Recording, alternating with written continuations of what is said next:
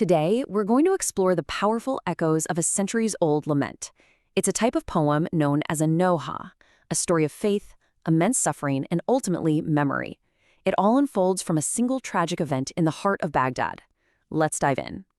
The poem opens with just this. There's no name, no context, just a chilling, stark announcement that seems to hang in the air. Today in Baghdad, a prisoner has died. This one line is the very soul of the Noha, and it sets this incredibly somber and deeply human tone for everything that follows. So we start our journey right there, in Baghdad, with this anonymous sorrow. You see, the poem does this on purpose. It wants us to feel the sheer weight of this loss before we learn any of the details. And now, the name behind the tragedy is revealed. The prisoner of Baghdad is Imam Mosa al-Kazim, a revered spiritual leader. His story is one of incredible patience in the face of just profound injustice. He spent years and years locked away by the ruling caliph of the time. And this really shows the poetic genius at work here. By starting anonymously, the Noha transforms the Imam's specific story into a universal symbol for all unjust suffering. It's a powerful reminder that before he was an Imam, he was a person, a prisoner, and that his loss is a loss we can all feel. So the lament then shifts from who the prisoner was to the brutal reality of his imprisonment. It really forces you, the listener, to confront the tangible, physical proof of his suffering. The words are so stark. Chains on the neck and feet. And this isn't some metaphor. It's a literal description of a body weighed down, restricted, in constant pain. The sound of those chains becomes this recurring theme, a constant, heavy reminder of his captivity. And of course, this all just begs the question that hangs over the entire scene. What could he have possibly done to deserve this? What was his crime? Well, the Noha reframes the whole situation. See, his imprisonment wasn't a punishment for a crime. It was a tyrant's reaction to the spiritual influence he held. So his suffering becomes something else entirely. It becomes a testament to his unbreakable faith. But, beyond the physical chains, the Noha explores a pain that's so much deeper and maybe more universal, the anguish of a father being separated from his child. This is where the story gets incredibly personal. In the total darkness of his cell, the poem tells us his thoughts were with his daughter, Fatima al-Ma'asuma.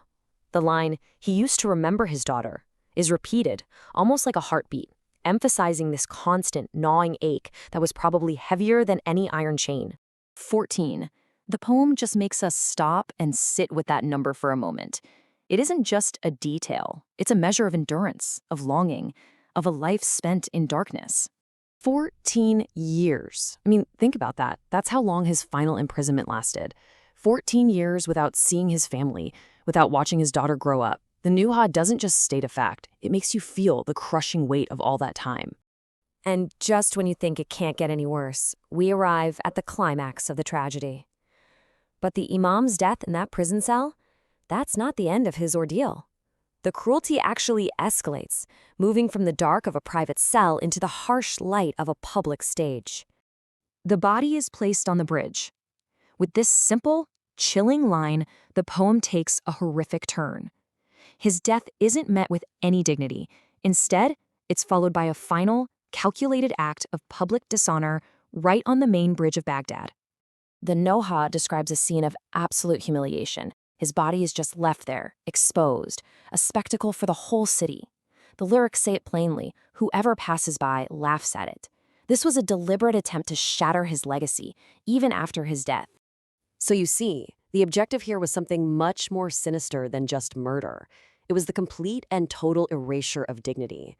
It was an attempt to turn a revered spiritual figure into an object of public mockery, to make an example of him. But here's the thing. That attempt to erase his dignity, it completely failed. And this final section of the Noha explains exactly why, by looking at the purpose of the art form itself. And that's it, right there. This is precisely why these words are spoken, chanted, and wept over year after year. Reciting the Noha isn't just a memorial, it is a direct and powerful response to that attempt at erasure. It is, in its own way, an act of defiance. This art form does so much all at once. It bears witness to injustice. It preserves a history that others tried to bury. It gives people a way to channel their collective grief, and then it transforms that grief into a source of inspiration, faith, and resilience. It ensures the story of the prisoner of Baghdad is not just remembered, but felt. And so we come full circle, back to where we began. Today in Baghdad, a prisoner has died. But now that line isn't anonymous anymore, is it? It now carries the full weight of the chains, the 14 years of separation, the humiliation on the bridge, and the enduring power of a memory that simply refused to be silenced. The story of the prisoner of Baghdad is, at its core, one of immense grief. And yet, through the art of the Noha, it becomes this everlasting legacy of patience and defiance. And it leaves us with a bigger question to think about. How does art, across every culture, take our deepest sorrows and transform them into a source of strength for generations to come?